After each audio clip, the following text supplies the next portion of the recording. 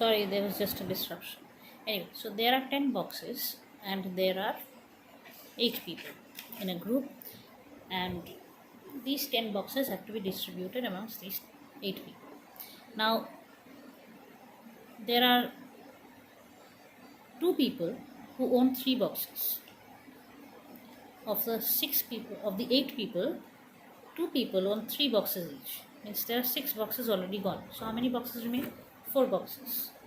4 boxes for 6 people, right? So other 2 people, they own 2 boxes each. So 2 people own 3 boxes each and 2 people own 2 boxes each. So the 10 boxes are distributed amongst 4 people, and there are 8 people. So there is a group of people who do not have any boxes, any number of boxes. So there is a clear division between the haves and the have-nots. So there are people who have a lot of boxes and there are people who do not have any boxes. So the people who have boxes, the owners, they are the bourgeois, and the people who do not have any boxes, they are called the proletariat, the suppressed of the the subjugated class. So he says that Marx says that exploitation creates class by polarizing the people into groups through ownership. If you own more, or if you have a lot of lot of wealth, then you belong to the powerful, most dominant class. And when you do not have the benefit of ownership, or if you do not own anything substantial, then you are straitjacketed into the proletariat class. Now he goes on to say that classes have split the society. There will be love of all humanity when all classes are eliminated. Now this is by Mao. He says that classes have split the society. He says that there is a splitting of the society because of this class system, and there will be love of all humanity when all classes are eliminated. Now, that's a very utopian situation. It's an idealistic situation that Mao dreams about, Mao envisions, but the present capitalist system does not allow this. The present capitalist system, it allows for classes to remain. It allows for some people to have things and some people to not have things as in wealth. So a class of people with wealth and power, a class of people with no wealth or no power. So the objective of class struggle, Marx says, is economic emancipation of the exploited working class. Very apparent from all that has been said so far. So he says that economic emancipation can be brought about by class struggle. If you struggle against the ruling classes, if you question them, if you criticize them, if you pursue them into understanding your situation or understanding the point that you are equal to them, it is only through these class struggles that this system of economic system, the capitalist system, will break down and emancipation of the subjugated classes will take place. Everybody will become equal, egalitarian society. Every class struggle, as I've already mentioned earlier, Marx has mentioned in the Communist Manifesto that every class struggle is a political struggle, because it deals with the transfer of power, or it deals with the distribution of power. Now, what is a challenge that Marx sees in class war? He says, how to transform the working class from a class in itself to a class for itself. Now, the basic challenge of the class struggle, as has been identified by Marx, is that the subjugated class has to identify that it is subjugated. Most of the times the people don't understand that they are deprived of something. You don't have the money to buy something, you don't buy it. You accept the fact that you cannot afford it. But why can somebody else buy it?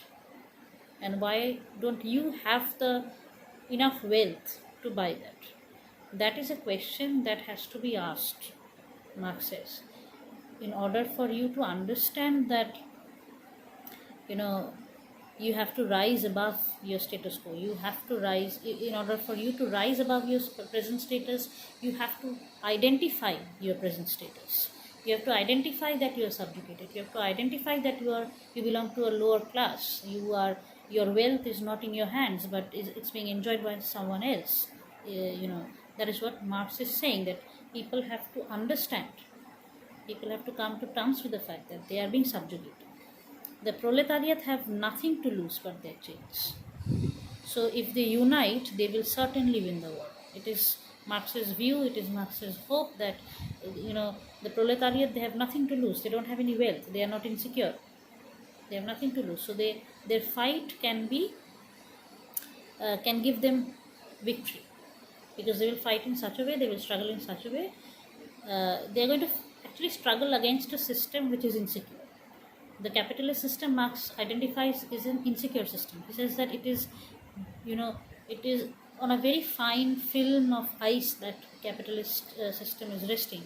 It can break at any point, because there's a whole ocean of, or a whole lake of proletariats under that thin film of bourgeois. If you actually imagine a frozen lake, the proletariat will constitute that entire lake, the water body under, and the bourgeois is only the thin film of ice over the water. So if the water has enough force or current, the ice will break. So similarly, the proletariat, if they unite, if they recognize their force, if they recognize their capability, if they unite against the bourgeois, it is Marx's opinion that they will win the war.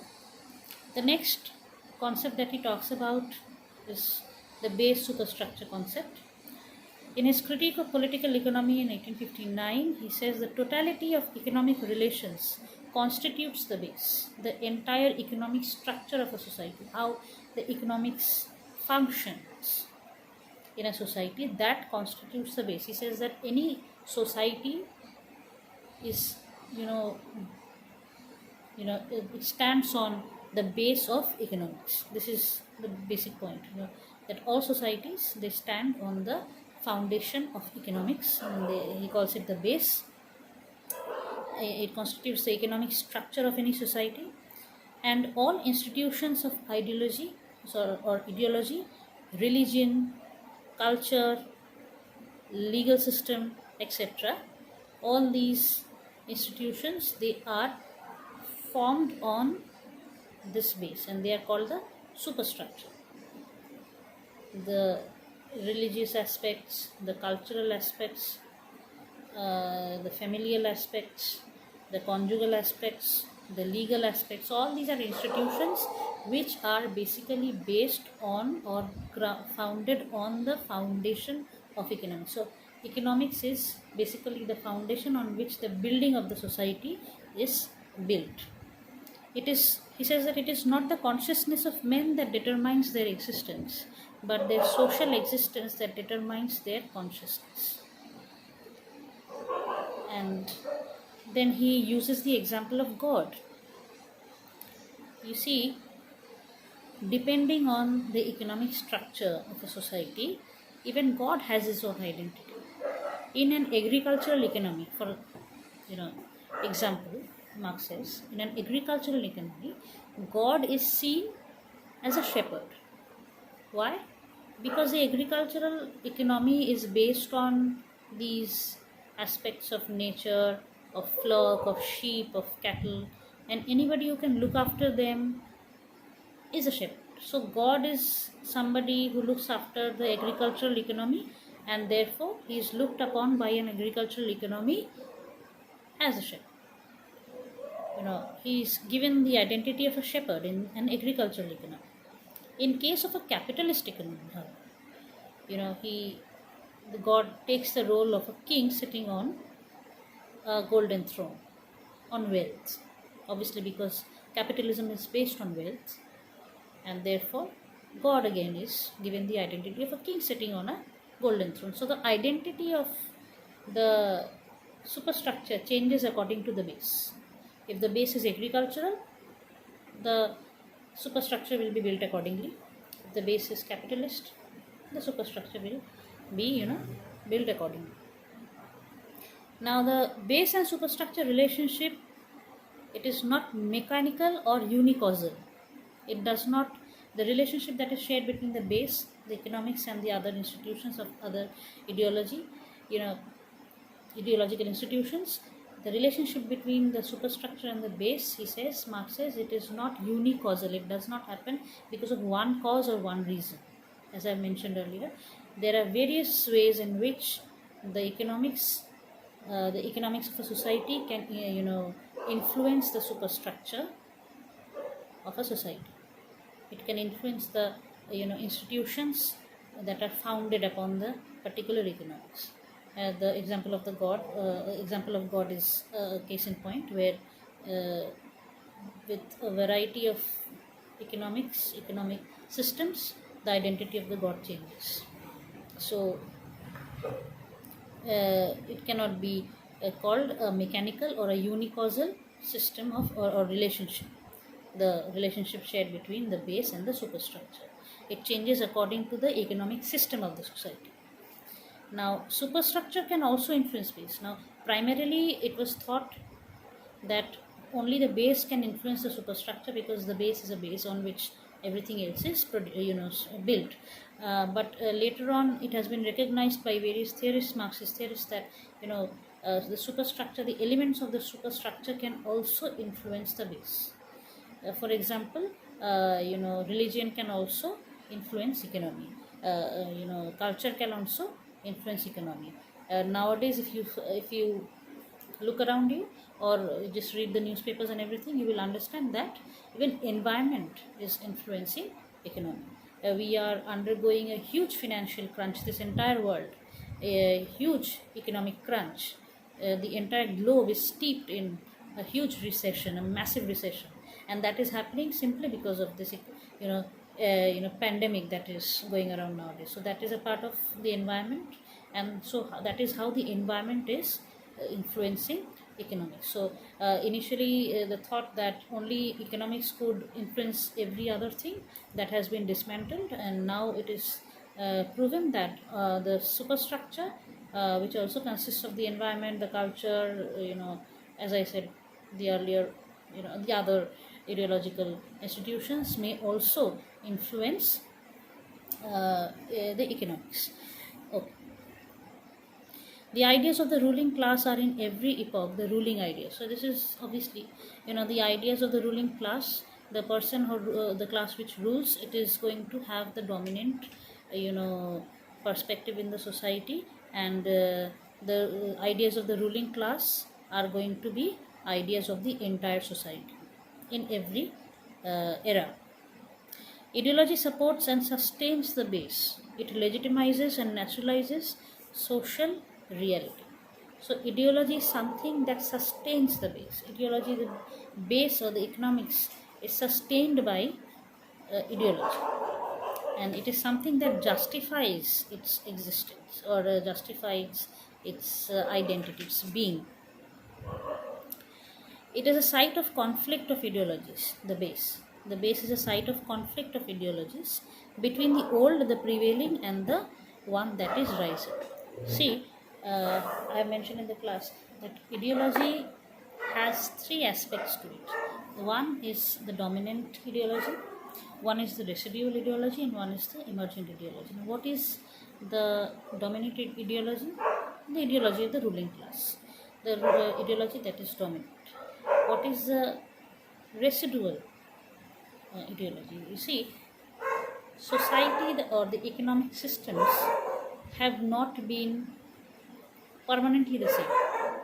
Today we are experiencing the capitalist economic system. At the very beginning, there was this primitive communism.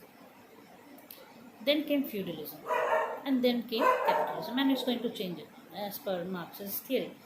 So, over time, when the economic systems have changed, some aspects of the older system have remained in the new system.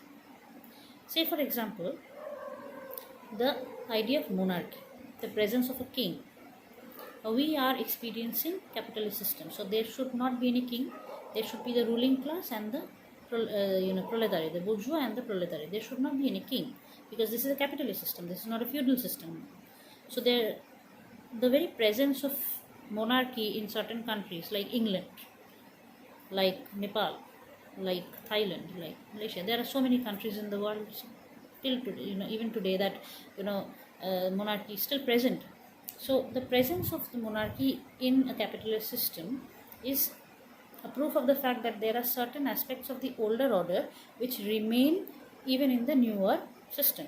So these ideologies, or these older aspects, are called residual ideology, that remain like residue in the present system. The aspects of the older system which remain like residue in the new system are called residual ideology.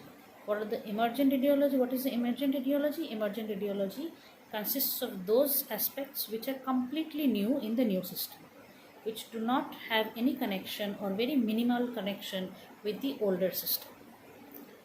Like the bourgeois and the proletariat. There was no bourgeois or proletariat in the primitive communism system or the feudal system, but it is present in the capitalist system. So these are the emergent or the new, genuinely new aspects of the capitalist system, or any system for that matter. A dominant ideology decides how much of tradition. Now, it is the dominant ideology which decides how much of the older system will remain in the new system. The new system is constituted by the dominant ideology, or it is regulated by the dominant ideology. So the dominant ideology will decide how many aspects of the older system will become residual ideology, and how many newer aspects will become the emergent ideology. So it is a dominant ideology which regulates the presence of residual and emergent ideas or aspects in the system. Now Gramsci, he talks about cultural hegemony.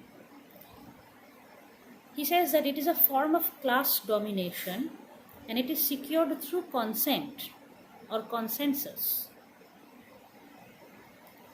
which is built by exposure to hegemonizing ideas, which are coercion or application of force. Now, let us talk about Althusser's, ideas on ISA and RSA before moving on to Gramsci's hegemony. Now, Althusser said that a dominant ideology, the ideology of the ruling class, becomes a dominant ideology by making the subjugated class believe that it is very natural for them to be subjugated. So the people who are left in the proletariat class, the working class, they are told, or they are made to believe, that it is natural for them to remain there. They are not supposed to be bourgeois.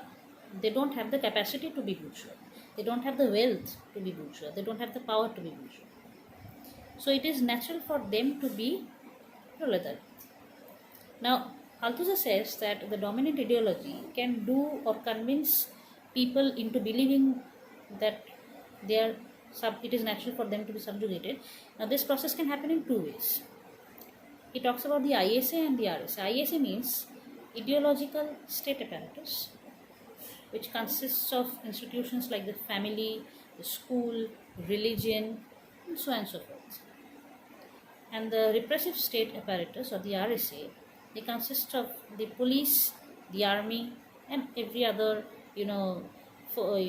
institution that can force an individual into doing something or believing something. Now, what is the difference between the ISA and the RSA? Now, ISA, or the ideological state apparatus, it is a means by which the dominant ideology or the dominant class conditions people, convinces them in a very polite fashion, in a very naturalized fashion, that they are supposed to be subjugated. The family tells you that this is your name, and throughout your life you use that name. The family tells you that you are born in this particular religion, so you are supposed to follow this religion. The family tells you that you need to go to that school, you go to that school. Now the school tells you that you have to come to school at this time, you go to school at that time. Right. So this is how certain systems, they tell you to do things, and from a very early age you learn to do these things in the fashion in which those institutions tell you to. You from a very early age go to school at a specific time. You come out of school at a very specific time. You reach home at a very specific time. From a very early age you do that. You know that that is a system, and this naturalized process of making someone believe that this is the system, that you are supposed to follow this system. The dominant ideology, what it does is, in this very naturalized process, it conditions an individual into believing that this is the system. I'm supposed to be subjugated. I'm not supposed to own so much money. I'm not supposed to have power. I'm supposed to live like this. So that is the ISA, these are the ISA, or the ideological state apparatus. The family, the school, religion. Religion will tell you, God said this, so you are supposed to do that, and you do that unquestioningly. So this is how the dominant ideology conditions you into, or convinces you into believing that you belong to a certain location in society. Now the RSA is for people who do not comply with the ISA, who do not believe in what the ISA institutions they teach, who resist those teachings, who resist any kind of absolute monopoly, and who question such monopoly. So the the dominant ideology has to use force against them, and that is when the army, the police, they come into play. The police are going to arrest you if you don't follow a particular protocol. The army is going to, I don't know, to work with you. The army deals with terrorists and extremists and other security concerns. So people who try to breach security protocols are handled by the army.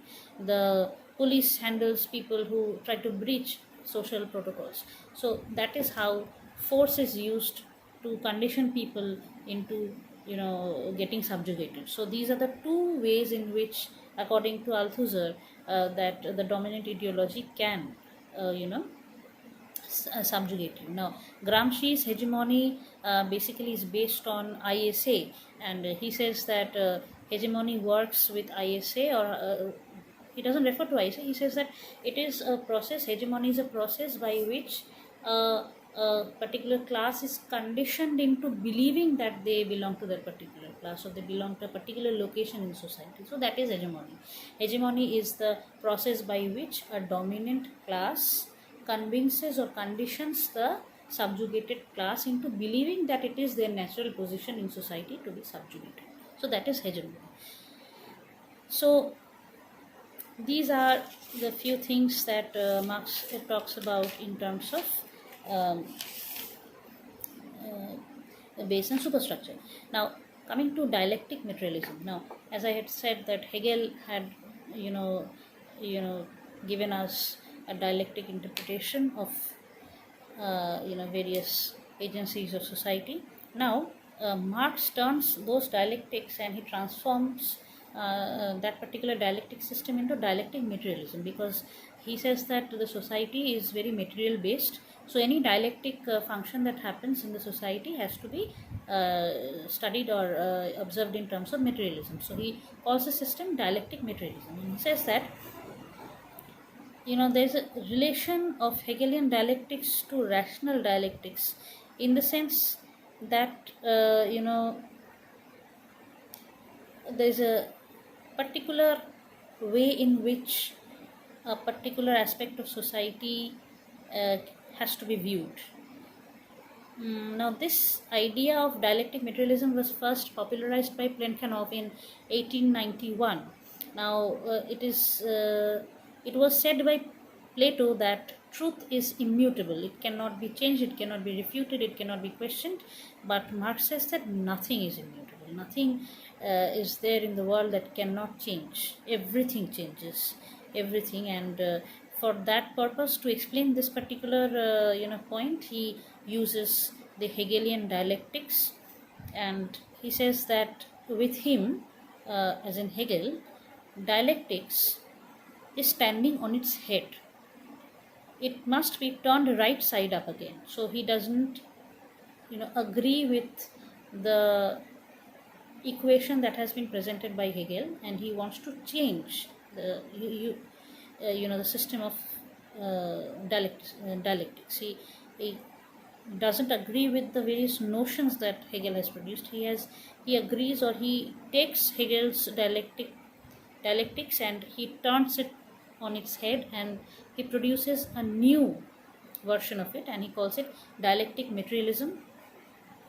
And he says that it sheds light on the process of the inevitability of change. Now he wants to prove Plato wrong by using Hegel's idea of dialectics, and he constructs this point of dialectic materialism, and he says that it is through dialectic materialism that he's going to prove that change is inevitable, that nothing can stop change. It is inevitable, and it is impossible to secure any social system. He says that no social system is permanent.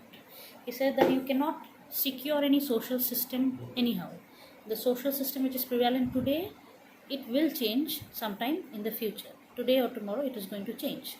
And why will that change happen? Because he says there is a contrariety. There is an internal conflict in the this internal conflict is basically the secret of the transformation of society. There's an internal conflict within the society, the conflict which Hegel had referred to, but in very different terms. And he says that this internal conflict is going to bring about social change. And capitalism has inherent contradiction, he says, and it is destined to perish. It is destined to perish, to be destroyed. He follows the principle of negation of the negation. He says that nothing, you cannot negate anything, that it will not happen. You cannot negate any possibility, in other words, very simple words. He says that he negates the idea of impossibility. He says nothing is impossible. Plato said that it is impossible to change truth, but Marx says that truth is it's a very relative term. Truth changes with various things. It changes time, changes with situations, it changes with individuals, it changes with classes, groups, people. It changes with a lot of things. So he doesn't agree with Plato's idea that truth is immutable. He says nothing is immutable. Everything changes, and for that, to prove that, he uses the dialectics of Hegel. Now, how does he do that? He says that a commodity. Say, for example, in capitalist terms, he says that what is the basic idea of capitalism? To produce something which will give you wealth. Now, whatever you are producing is, say, for example, termed as commodity. Now, commodity has a particular value.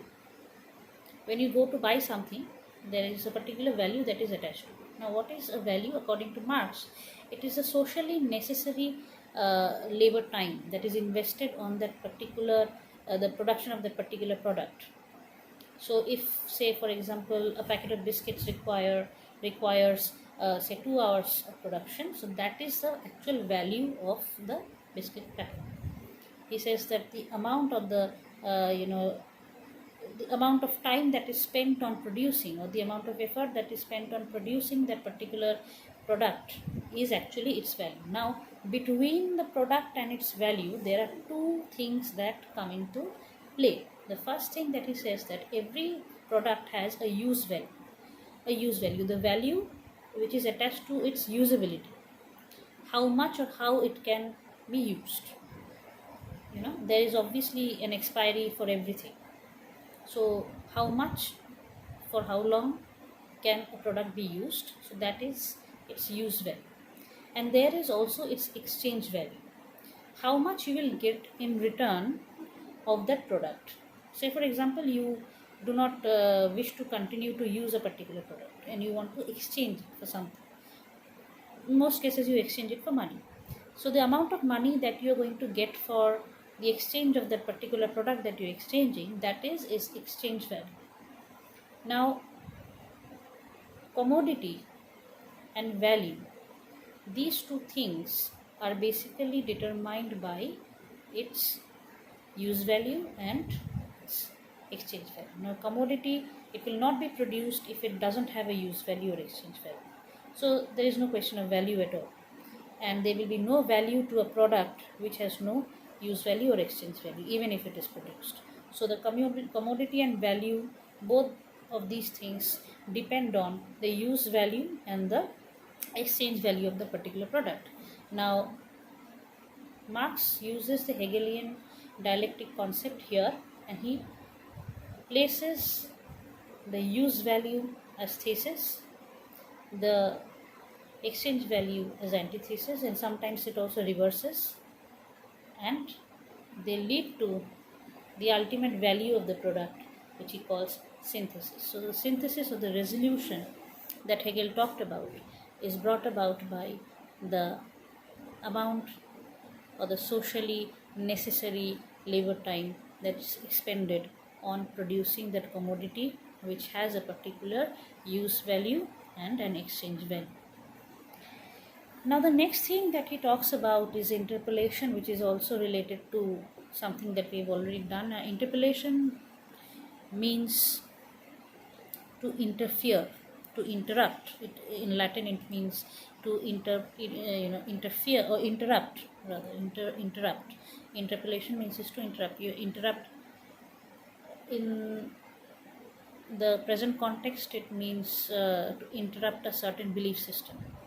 Now, interpolation actually is a process by which an individual or a class are made to believe that it is natural for them to belong to the particular class. Now that we've already seen in the previous section, when I was discussing ISA and was discussing Gramsci and Althusser. It is the hegemonic process of making someone believe or something believe that their location in society is natural, that the fact that they belong to a particular location in society, in the hierarchy of society, is natural. They are supposed to be there. At say 9 o'clock in the morning, the school told you that you have to be present in school. So the school, so the student reaches the school at 9 p.m. and starts, his scholarship in a classroom, in a particular classroom that has been allotted to that particular, scholar, and that is what the system is. The scholar is not supposed to question as to why at 9 o'clock, why not 7 o'clock, why not 10 o'clock, why at 9 o'clock are you asking me to come to school and attend a particular class when I have the capacity of attending either a lower class or a higher class. I do not have the capacity of learning what you're teaching me in this particular class. I want to go to a lower class. No, you cannot do that. If you are promoted once, you cannot go back to the previous class. Now that is the system. And if the school believes that you have to be in a particular class, you have to be in a particular class. You cannot be promoted, without any reason to another class. So basically, you are told that your location is this particular classroom at this particular time on this particular day, and you have to follow it. That is interpolation. You're made to believe that. You're made to believe that your particular location in a society is natural. You are supposed to be present there at any given point of time. Now, these ideas are culturally transmitted. There are cultural agencies which work towards interpolation. Now, these cultural aspects are generally, regulated, controlled by the dominant ideology. Therefore, you are going to be told what the dominant ideology wants you to be told. So, these are culturally transmitted, unconsciously internalized. Now, you unconsciously internalize these ideas. The fact that your name is so and so. You have been taught from a very early age that you are named so and so, your name is so and so. So whenever somebody calls you by your name, you respond to that. You don't question, why are you not calling me by some other? That's absurd, isn't it? That sounds very absurd. Why should I question? If my name is this, I will respond to my name, obviously. So that is interpolation. That is what the society has done to you. That you are supposed to be known by a particular name and you're supposed to respond every time somebody calls your name. That is interpolation. You start believing, it's internalized completely, unconsciously. From the very early age, it is done. Right? You do not have the time to question. When you gather an understanding of your name, you're already big enough, and By the time you've already started to write your name in everywhere. Your forms have been filled, your school notebooks have been written on, your teachers know you by that particular name. So by the time you come to understand that your name is something so and so, you're already named. So there is no time or there is no opportunity for the individual to go in a retracted way. You already know that it is my name and you have no reason to question that. So that is interpolation. We automatically respond to one name, that is interpolation, and we become subjects to a particular ideology. We become subjects to a particular ideology, and that is the dominant ideology, because it is the dominant ideology that regulates everything in society. And to not to be interpolated is to be critical, to question the values of the dominant ideology. If you don't want to be interpolated, if you want to come out of the system of interpolation, what do you have to do? You have to question, you have to be critical of the dominant ideology. You cannot settle with one fact that has been told to you. You have to question those facts. So you have to resist interpolation. And Marxist literary theory exposes this interpolation of individuals. How this process can be withstood by critical resistant reading. So Marxist theory says that the only way you can overcome or resist or withstand interpolation is by critical reading and questioning the dominant ideology. Now I will just point out certain other key terms for today's class, and that so that we can move on with the rest of the class tomorrow. The first key term would be surplus value. Now surplus value is actually the profit margin that is earned by an industrialist. Now when a product is produced, say for example, I use this example in the class as well. A packet of biscuit costs 10. Now the entire production cost of that packet of biscuit is 5 rupees. Entire production cost may consist of the wage of the worker who has produced that packet of biscuit, the electricity, the rent of the warehouse or the factory where the product is produced, and everything. The third person who carries the packet of biscuits from the factory to the shop, the transport cost, everything. So the production cost contains of all these things. Now the production cost of that packet of biscuits may be 5 rupees, and you are paying 10 rupees when you're buying that packet of biscuits. So the excess amount, that is 5 rupees, that is in excess, is actually being called by Marxism as the surplus value of the product, which is not it doesn't have a relation with the production of the product. It depends on the demand of the product, how much that product is in demand. If the product is high in demand, the profit margin will be higher. If the product doesn't have a very high demand, the profit margin of that particular product will be less, because obviously the industrialist is not going to look at producing too many of that particular product, because it will not be sold anyway. So the profit margin depends on demand, and profit margin of a particular product is called the surplus value, that which does not contain the production cost of the product that is being produced, and that doesn't match with the wage of the person producing it. So it is different from value, which we've already studied as something that is the sum total of the socially necessary labor time that is spent on producing a product. So surplus value is more than the value of any product. Commodity is something that is produced, something that has been produced by labor and has use value as well as exchange value, right?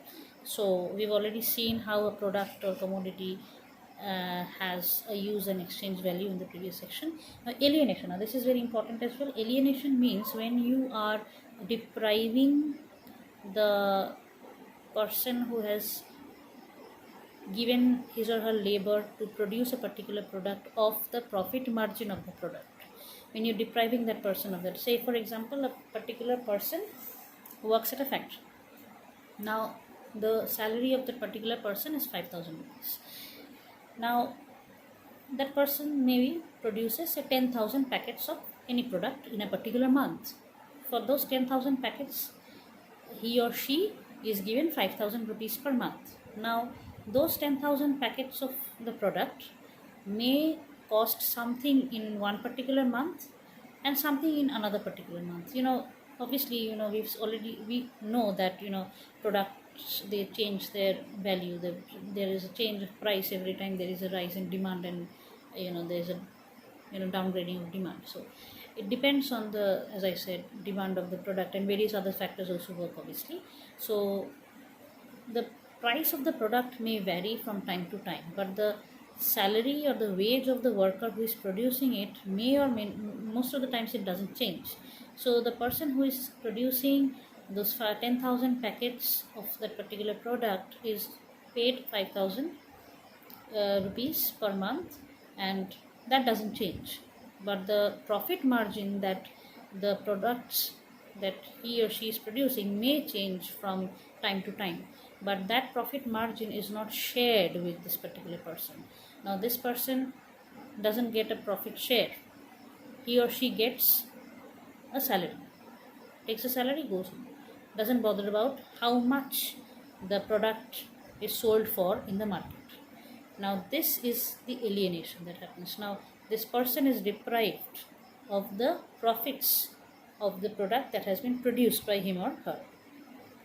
That person doesn't enjoy the fruits or the benefits of that particular product that has been produced by him or her. So this person is deprived of the profit margin of the benefits of the product. So this process is called alienation. Revolution happens when alienation happens. When alienation happens in extreme, when there's a huge difference between when a particular class understands that it is time for them to take up things in their own hands. It is time for them to claim a part, a share in the profit margin of a particular product that has been produced by them. The working class, they work to produce products. So the products, when they produce more profits for the bourgeois and the proletariat, they understand that it is time for them to enjoy the benefits of the products that they have worked to produce. And when they engage in class struggle, that is revolution. We've already seen that, because of the nature of power, it becomes political. Historical materialism. History, Marx says, is the outcome of material conditions and causes. History, Marx says, any part of history is dominated by economics, and economics is dominated by materialism. There are materials involved in economics, in power equations in economics. So economics is dominated by materialism, and history is dominated by economics, as per Marx. So history, in other words, is dominated by materials. And he maps its evolution from primitive communism, feudalism, and capitalism, as we've already seen. And initially there was primitive communism, then there was feudalism, and then now at this present time we are experiencing capitalism. And all these economic systems, they are materialistic in nature, and they are part of history. So history is materialistic, and therefore he uses the term historical materialism. So these are the few key terms that you need to look at when you're studying or preparing answers on Marxist theory, and these will allow us to get a better understanding of the role of art in the next class.